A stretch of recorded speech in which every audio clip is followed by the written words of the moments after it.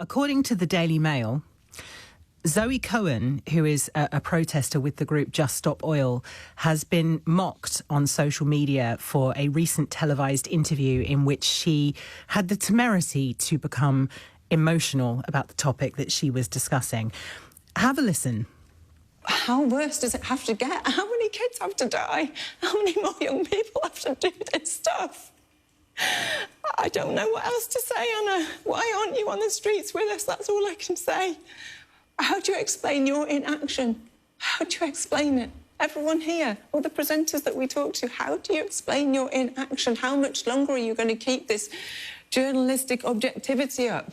Until the water's lapping at your ankles? Until your own kids haven't got food? How long?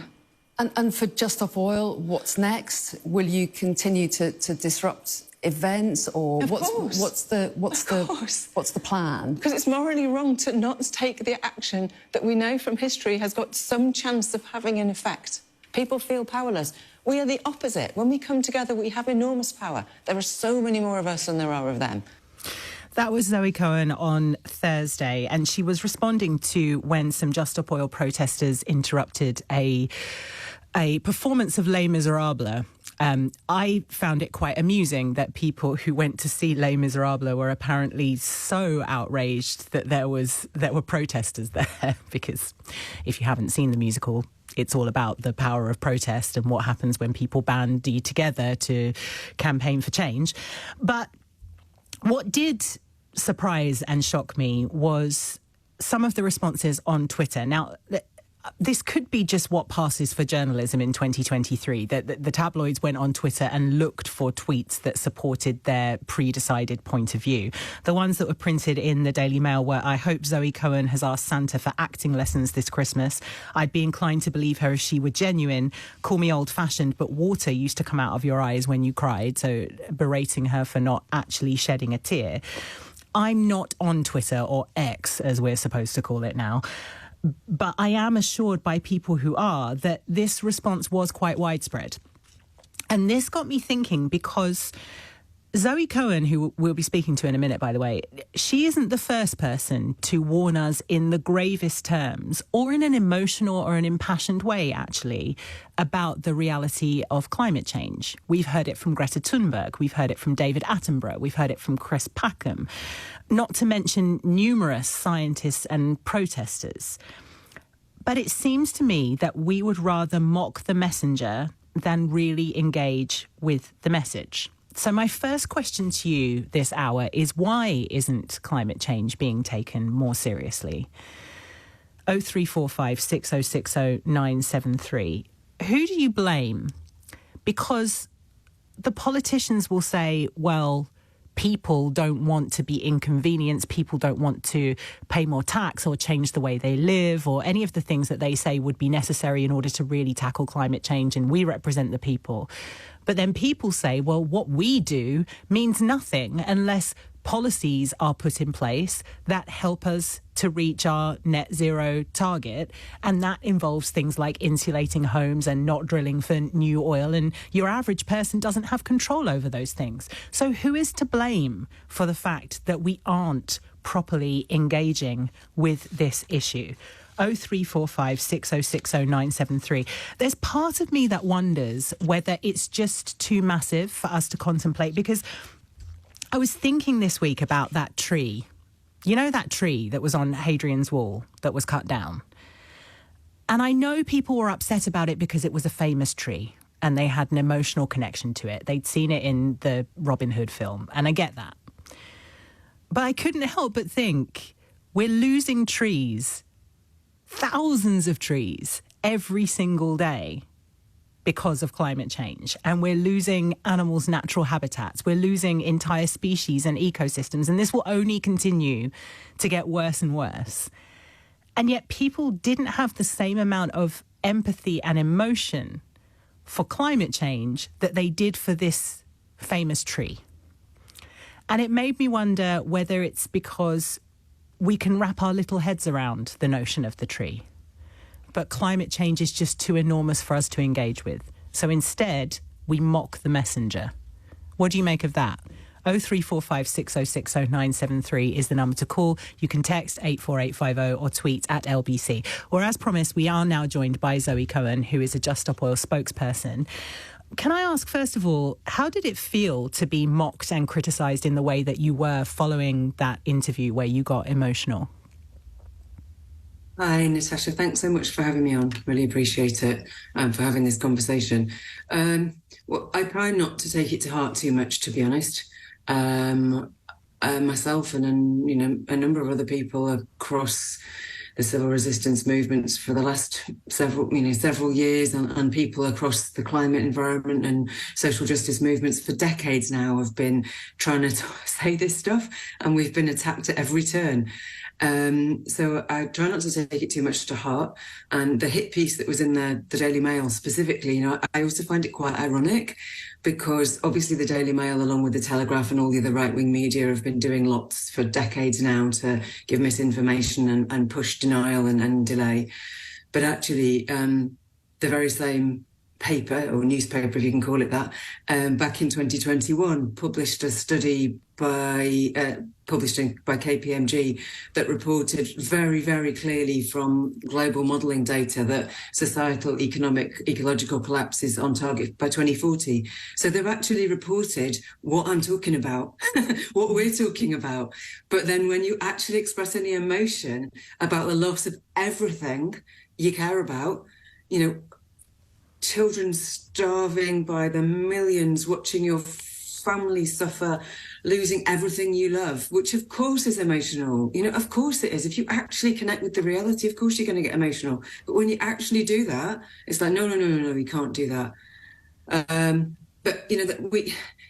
would love to have a really long conversation with you about this. We could do a whole podcast on it, to be honest, because, many of us who care deeply about trying to take action in this predicament that we're in, think and have worked on this, we think about this stuff all the time.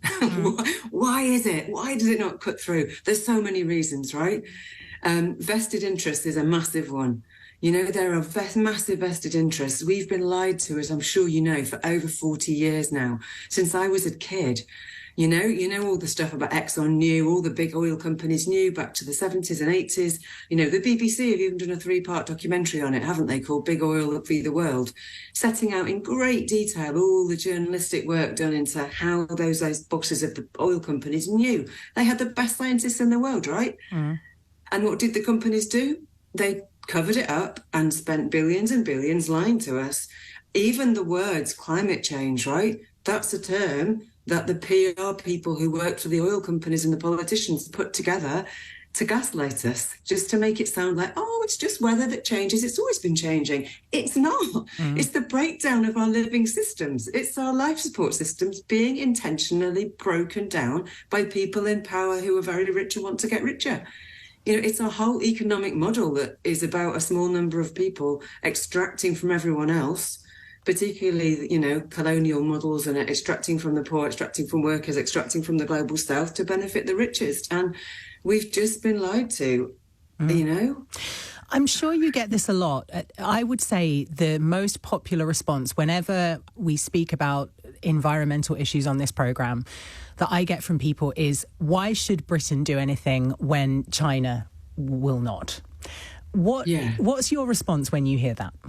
Okay, again, I could seriously have a long conversation just about this, but I'll try and be brief. First, I'd just really like to lovingly challenge the language that we use, like environmental issues. Mm. We really need to stop saying environmental. This is literally about food, water and survival. So that's part of the language the institutions, the elite, the right wing use to other this. It's not about tree hugging. It's not about environment. It's about survival. So if we change the language, it is literally about survival. Sorry, what's the second bit of your question? So the second bit of the question is people say that Britain is a relatively small contributor compared to, for example, India or China. Yeah, okay. So there's head and heart and the spiritual, moral and logical issues around this. The logical and moral are that the UK was the first country to industrialise. So we have a massive moral obligation. When you look at cumulative emissions, which is what you have to do, because carbon dioxide lasts in the atmosphere for hundreds, if not thousands of years. So you have to count everything that we've belched out or caused to be being belched out by all our consumption, our aviation, our shipping, all of it. And when you do that, we're actually in the top 10 emitters globally, historically. So we've got a really big moral responsibility. Government tends to undercount our emissions. We are not just 1%. When you factor in our consumption, our aviation, our shipping, etc., we're more like 2%. And when you factor in the City of London, the impact of the finance world, the insurance world, we have a much, much bigger footprint and a much bigger responsibility. Also, at the end of the day, not only do we need to get to net zero, we need to get to absolute zero and beyond. And that means every country has to act. There are 200 countries in the world, Natasha. Our Prime Minister, if you can call him that, wants everyone to do maths to age of 18. He doesn't even do the basic maths himself. You've got 200 countries on Earth. You divide 100% by that. Most countries are less than 1%, right? I've heard politicians from Pakistan saying the same point. The whole of Pakistan, we're less than 1%. We shouldn't have to do anything. Every country can say that, but all the smaller emitters stuff together are more than half the problem. We all have to act. It's about being a grown-up, stepping up, taking responsibility. And it's also about spiritual and moral and ethic. It's really at the heart of what it is to be human. If we're alive now, we're the last generation that can act before we totally lose control. We are losing control as we speak of the ability for any future generations to have hope of survival in the longer term. We are losing that right now. If our generation, those of us alive now, not waiting for the kids to act, that's appalling betrayal and losing our responsibility, not taking responsibility. We have to act. We're the only generation who can. So if we want to be able to look at ourselves in the mirror, we need to be adult. There's no other option, I can't say to my daughter, sorry, love, I couldn't be asked to try and do anything. Sorry. I'm not prepared to do that. I'm a mother. What did I bring it into the world for? We don't know if we can make the difference, but we do know that people power coming together, as history has shown us many times, really can shift the dial on social change. And my goodness, the people in this country we all need to realise that we've got so much power. We need to, pull ourselves together and work together, because we are better than this, Natasha. We are better. We deserve better. We are better. The mothers of this country, the fathers of this country, the grandparents, the children, we are better than this. We deserve better than this government. We deserve better than this political system. We deserve better than this economic model. We can do better. We care about each other when we're given the chance. If we have real democracy, citizens' assemblies, a house of citizens, imagine that. Real democracy where people selected by sortition, random across society, really represent. We get rid of lobbying, we get rid of corporate interests, people coming together to consider the evidence and really say, this is what we can do. Not only is this government using the most important issues of our time to do the most disgusting wedge issues of culture war. How low can they get, Natasha? How low can they get? There are so few people in this country who want them to do that. A tiny minority. It's disgustingly low behaviour. We all deserve better. And almost all of us want better. We need to come together and resist this nonsense. And we can. We have to believe it. And we can start beautiful ripples around the world. I don't know if you're aware of what's been happening in the Netherlands. Tens of thousands of people, day after day, peacefully blocking the A12 to demand an end to fossil fuel subsidies by that government. It's hardly getting any reporting, but they're having real impact. People can make a difference. You know that. I certainly do. I wonder, what's your perception that it's most people want to do something and they understand the urgency and there is a lack of will in government and media, or that most people are persuaded by the rhetoric of government and media and therefore they need to change their messaging in order to win people over? Oh gosh, I think it's a mix. I think it's a mix. The government and PR companies and oil companies and all of those financial interests play to our base instincts. They've been playing us for years. They continue to play us. They tell us we just have to be good little consumers to make them richer. That's the last thing we need.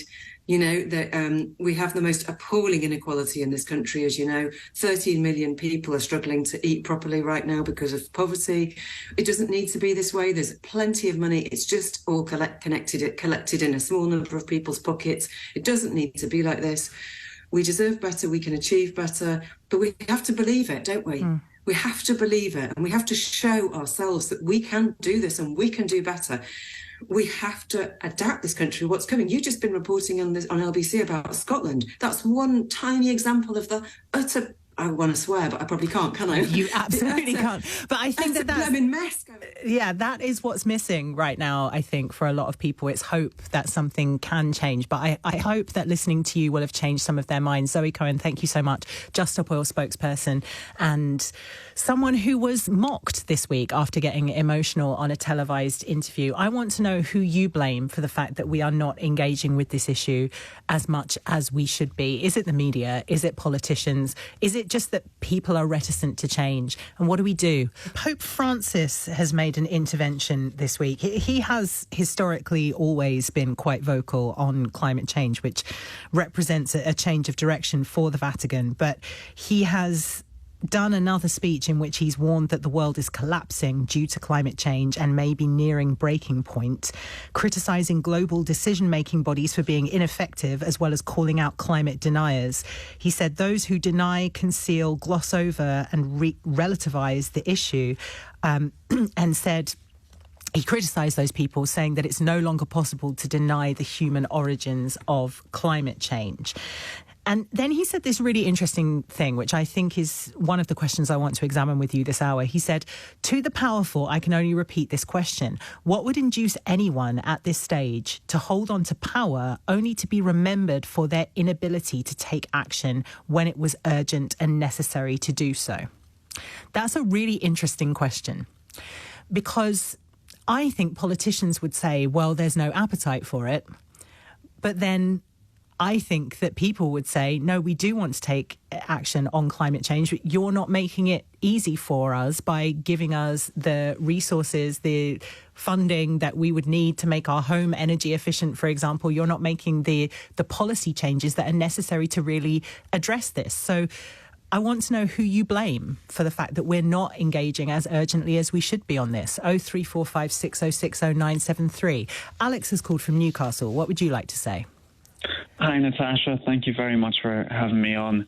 I had a couple of really good points. Well, at least I thought they were good. I wanted to make. I just wanted to say first, I thought Zoe was hearing about the whole place. It's really made me want to do something more. So I wanted to get that out of the way. Who I blame is the oil and gas companies. As Zoe said, they've known about this since the 1960s, and they've been funding climate denial think tanks across the world in order to spread these messages, not only of climate denial, but of economically it can't be done, or we're not there yet. And they're funding these lies, basically. There's a great DSMOG article about this called Meet the Shadowy Network that vilifies climate activists, that covers it all in detail, the sort of the whole history of the last 60 years. And this is well documented. This isn't a conspiracy theory or anything. I actually read about it in The Irrational Ape, which is a book that I've spoken about before on this programme, which is by a very respected scientist, that the oil and gas companies commissioned scientists to measure the impact they were having on the climate, thinking that it would be negligible. And when these scientists came back and said, no, actually, you are destroying humanity, they then sort of pivoted, didn't they, and put all of those resources into trying to change people's minds. Yeah, it's horrific, isn't it? Like, how stupid and how power hungry do you have to be to try and do something like that? I still struggle to understand it, but you can really follow this along. Like, even recently, Rishi Sunak's family firm, Infosys, made a £1.5 billion deal with BP So it's clear that oil and gas companies are to blame for why we're in this mess, why politicians and the media are not leading in the way that we should. We need to be addressing this as an emergency. And because there's no feeling of emergency from the institutes that we trust, like journalists, like politicians, we all just think everything's fine. It will affect us in maybe like 100 years or something. No, it's affecting us now. And we need to get out of this business as usual mind frame and convince our leaders to actually lead. Alex, I thought that was a fantastic contribution to the programme. Thank you so much for it. And just to emphasise what Alex was saying there, scientists have said that we're no longer at a point of global warming, but of global boiling. Last month was the hottest September on record. 2023 is set to be the hottest year on record. Global temperatures are way off what would be considered normal. And there's an overwhelming scientific consensus that man-made emissions and greenhouse gases are accelerating climate change. So they're not the only thing that is to blame, but they're accelerating it massively because global warming is happening an estimated 100 times faster than past changes. So, you know, these people who say, well, it was climate change that killed the dinosaurs and the planet just changes and there's nothing we can do.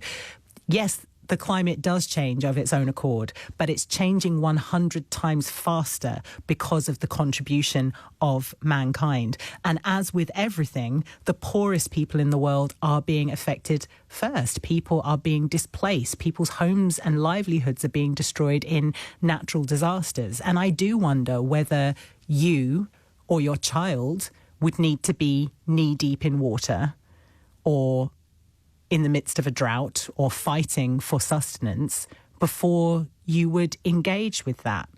Is it just that it's too big for us to contemplate? 03456060973. Rue has called from Tottenham. What would you like to say?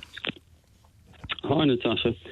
I'd like to say thank you for framing the question in a honest way, which it often isn't framed in an honest way in the media. So it's great to actually be having the real conversation that we need to be having about climate change.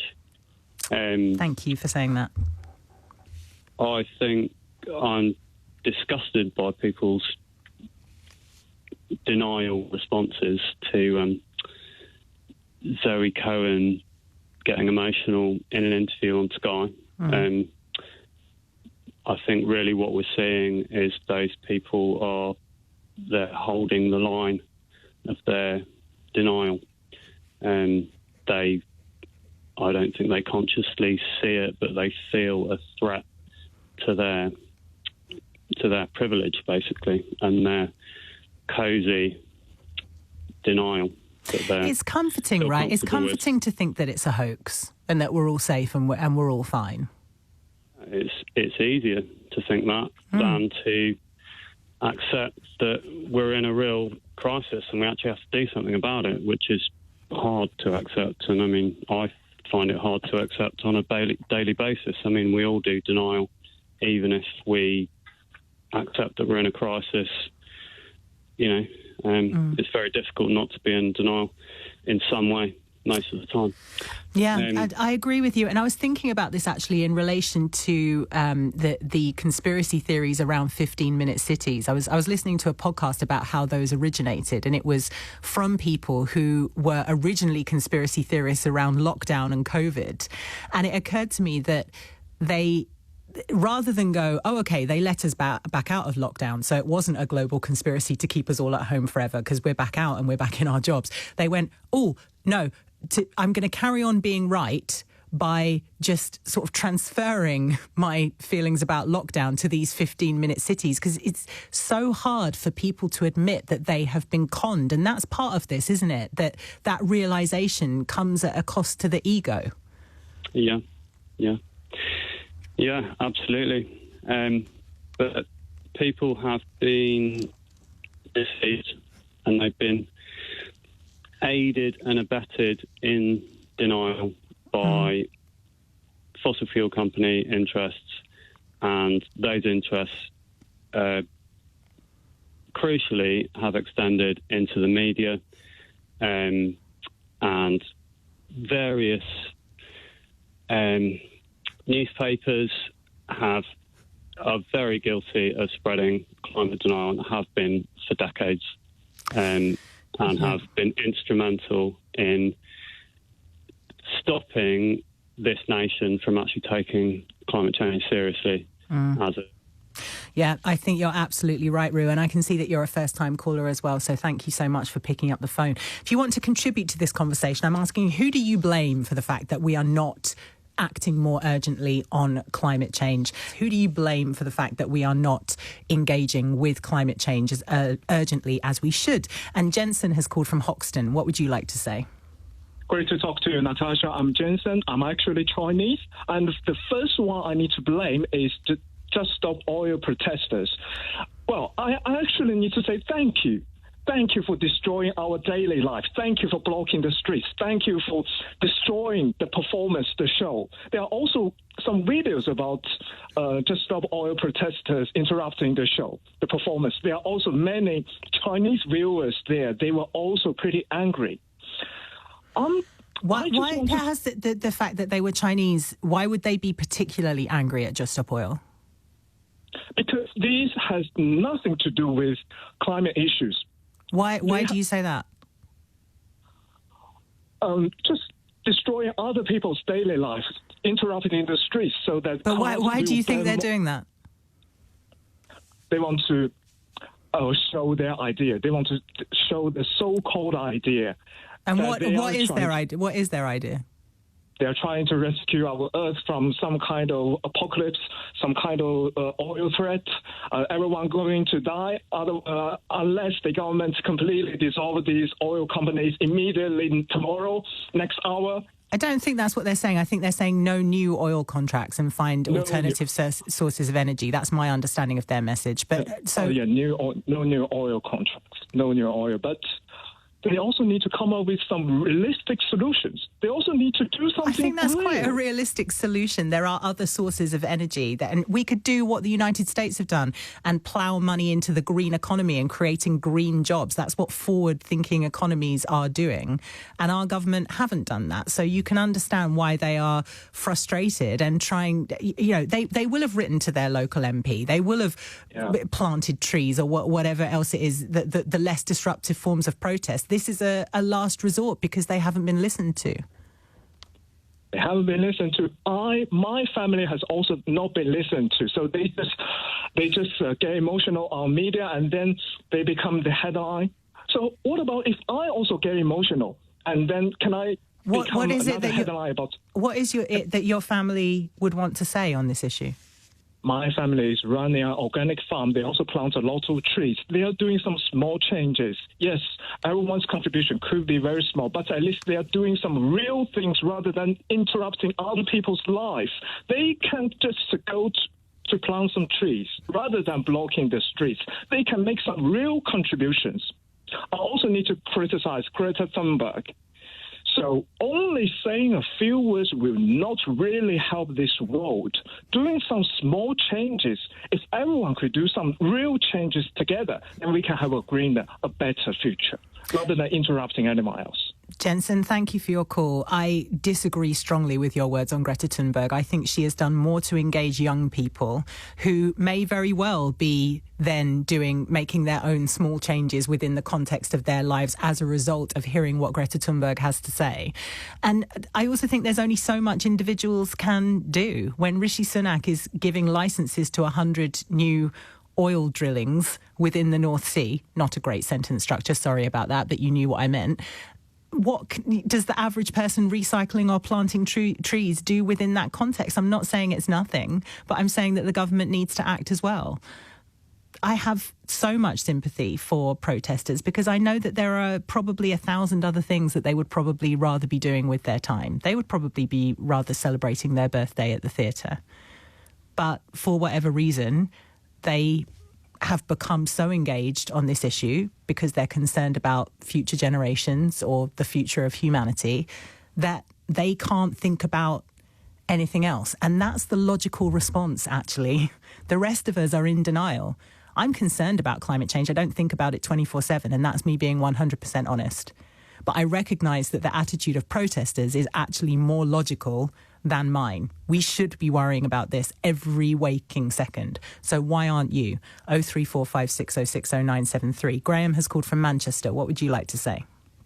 Hi, Natasha. Thanks for having me on the programme. I have to say, like Zoe, I mean, I cry all the time. I'm always on the edge of tears. I'm on the edge of tears now. The climate crisis is far, far worse than we thought it was going to be at this date. It's much worse than we thought. The former chief scientist of the government, David King, he said, we are right to be frightened. So if you aren't emotionally engaged with this, you aren't looking at the facts. I mean, can I just say something, though, about... But after you spoke... Yeah, Graham, we can't say anything about the wider context there, but thank you so much for your call. And I'm asking who you blame for the fact that we're not taking climate change more seriously. And Paul has called from Ealing. What would you like to say? Yeah, it is, yeah. Paul, what would you like to say? I'd say that it's down to people. Right. Because people believe the government when they say whatever the government say. People don't believe the government when whatever the government say. Climate change, I do believe in. I'm not a climate change denier. But if we was alive a million years ago, we'd most probably be having the same conversation about how, it's so hot. And then 6 months later, it's so cold.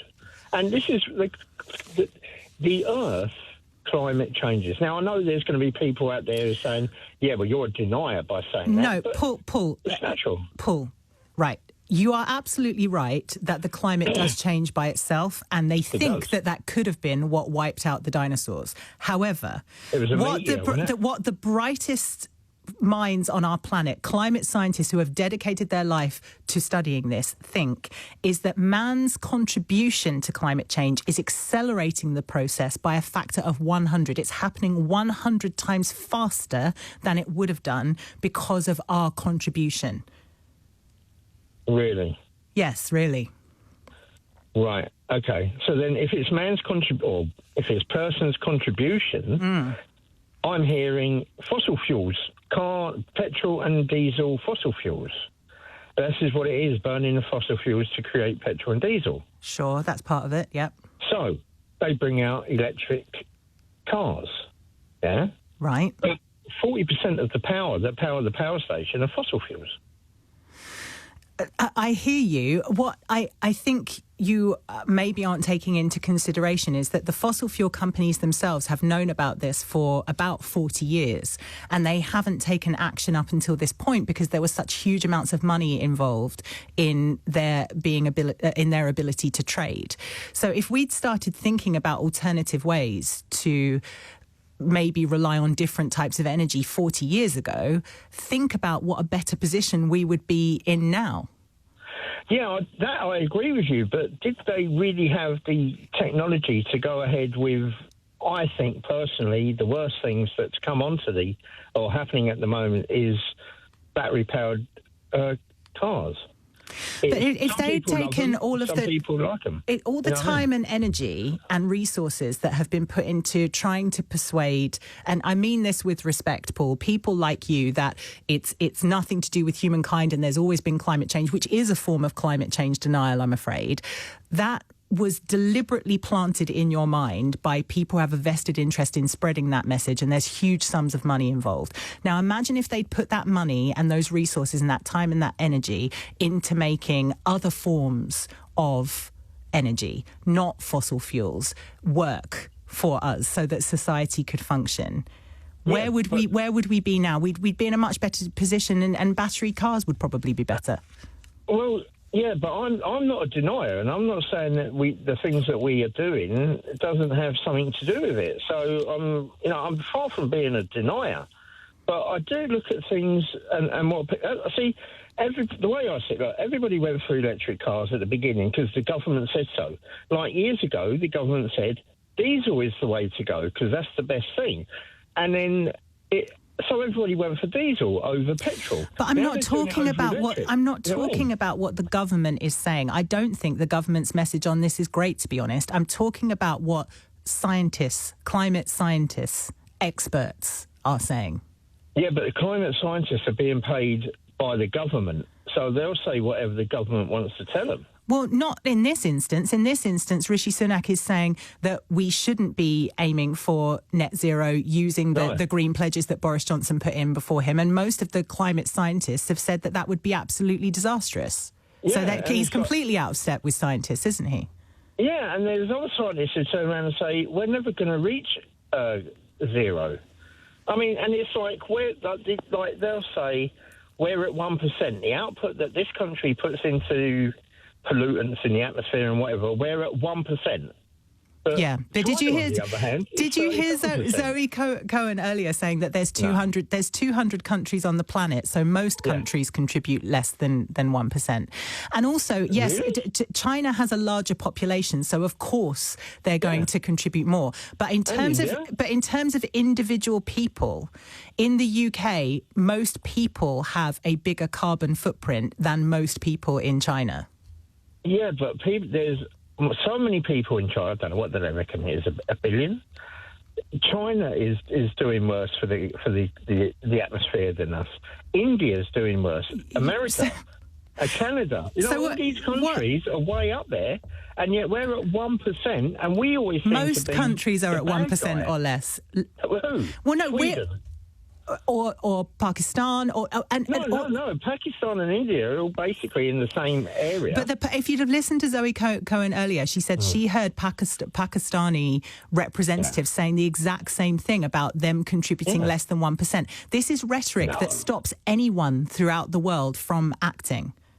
But if India and Pakistan, whatever, are not a third world country and are actually higher than the UK, they must be doing something to contribute to the bad atmosphere.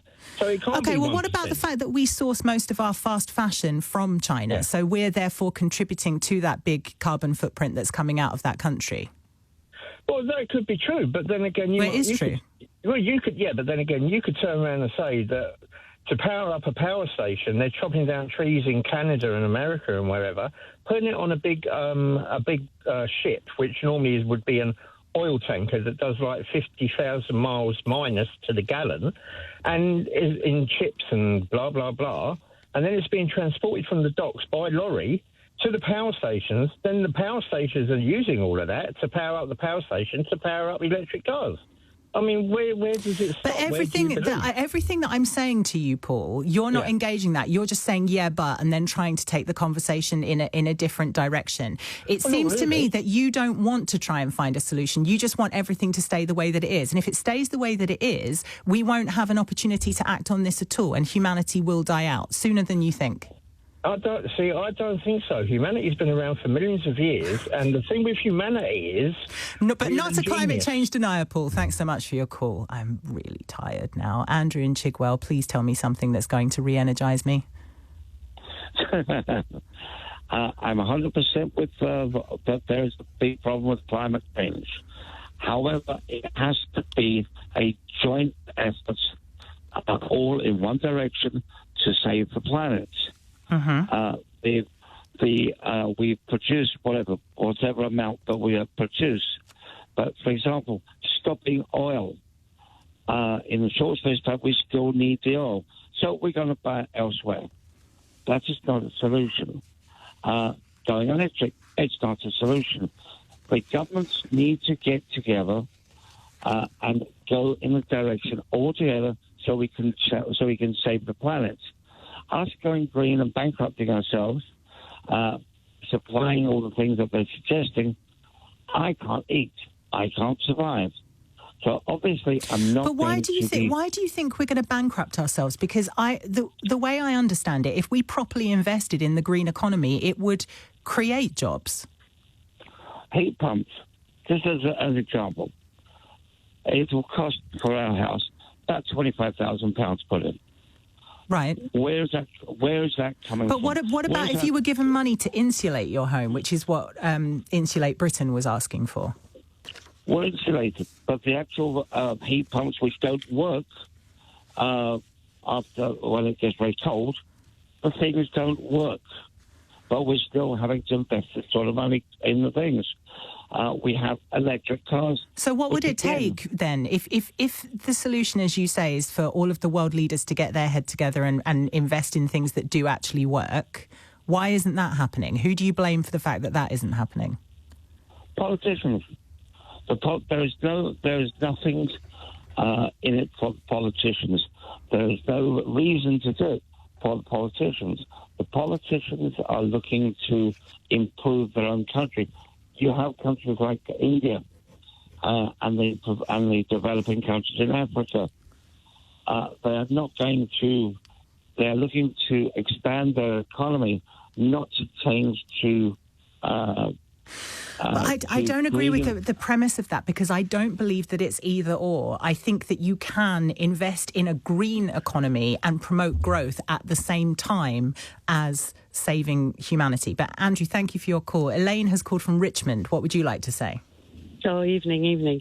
Well, I think I'm on your side, and I think you're being incredibly articulate about things. Thank you very much. I think the denial scenario at the moment is so catastrophically overwhelming for people that they can't get their head round it. And I think this is the issue. I talk constantly. I've been a protester since 1979, a climate protester since 1979, Natasha, and I just think people cannot, my friends, people around me, when I say I can't sleep and I'm desperate, they just can't get their head round it. They just are so fearful of the consequences. I had an idea the other day that, do you remember when Boris sat and said, ladies and gentlemen, stay at home, this is that serious.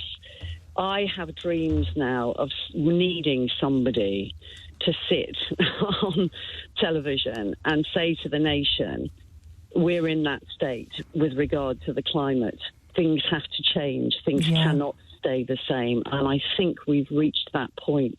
And unfortunately, the political system will never do that.